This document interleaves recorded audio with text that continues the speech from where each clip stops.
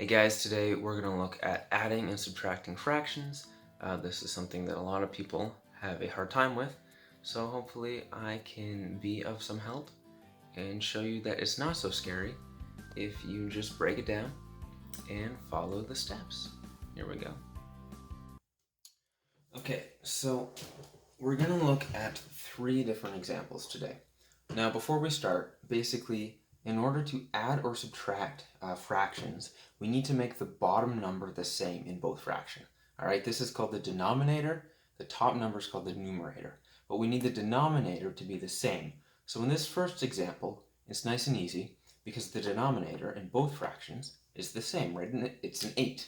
So we're good to go. So basically, if both denominators are the same, they're both an 8, in the answer, we're just going to keep that bottom number as an 8.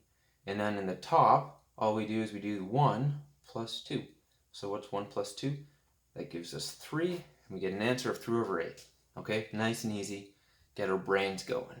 Now in this second example, it's a bit more tricky, alright, but I know we can do it. So here we've got 2/3 subtract 1 over 6.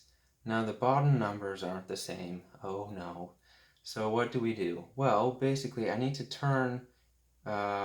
make them the same. So can I turn a 3 into a 6? Can I multiply that by something? I think I can.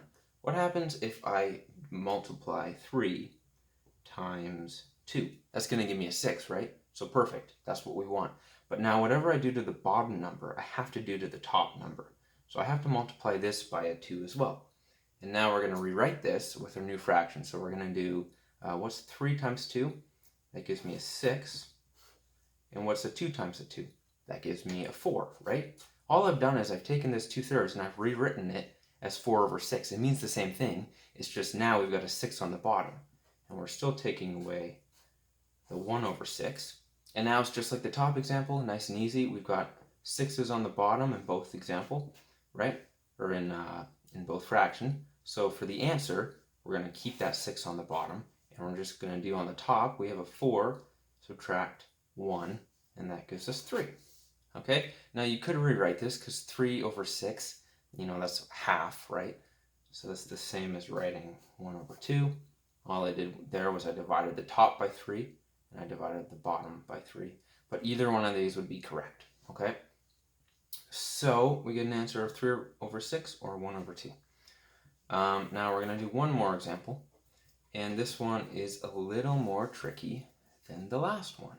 So here we have 1 over 3 plus 1 over 8. And now, again, thanks a lot, numbers, the bottom numbers aren't the same, aren't they? So, our job isn't easy. We've got a 3 here, we've got an 8 here. And now it's even more challenging because I can't turn this 3 into an 8, right? That just doesn't happen.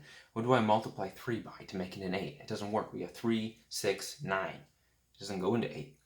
And obviously 8 doesn't go into 3.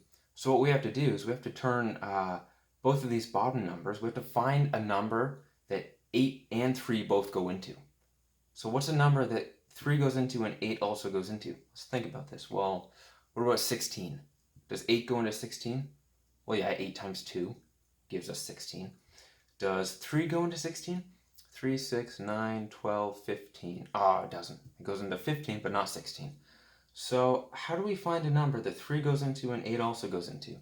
The easiest way to do it is just to do 3 times 8, right? Because that's obviously going to give us a number that 3 goes into and 8 goes into. So what's 3 times 8?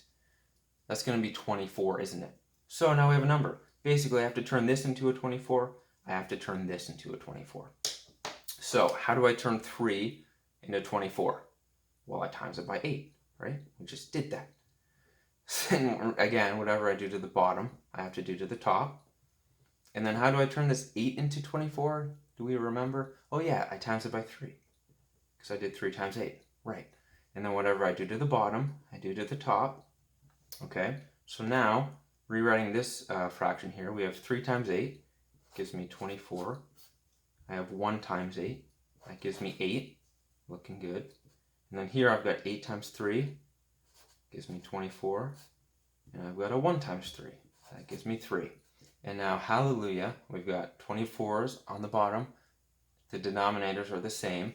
So for the answer, it's going to be a 24 on the bottom still. And I just do 8 plus 3 gives me 11. There's our answer. What could be simpler, right? Guys, thanks for watching. I hope that made sense to you. If you have any questions or ideas for future videos, please leave me a comment. If you like the video, please give it a thumbs up. And make sure you subscribe so that you continue getting smarter and become a better person. Okay? See you in the next video. Bye.